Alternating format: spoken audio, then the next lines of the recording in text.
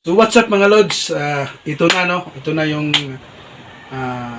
hinintay ko no na lumating. So nandito na nga. Siyempre, parang gusto ko nang makita yung loob nito. Dahil ito yung pangarap ng mga vlogger no.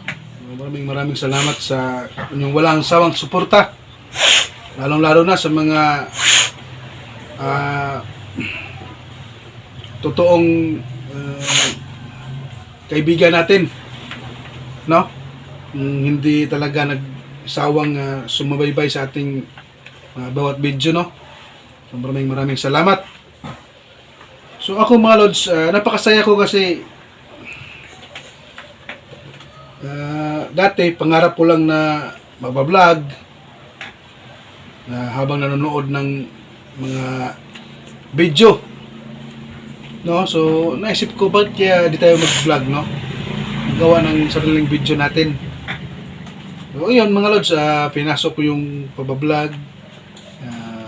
Ang hirap abutin yung mga requirements ni YouTube, no?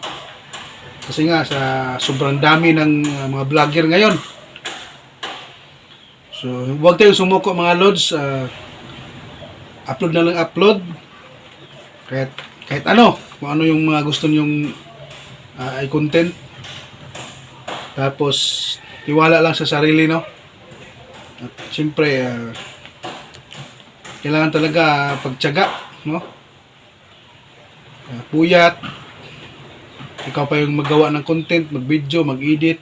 Ayan, hindi madali mag-creator. So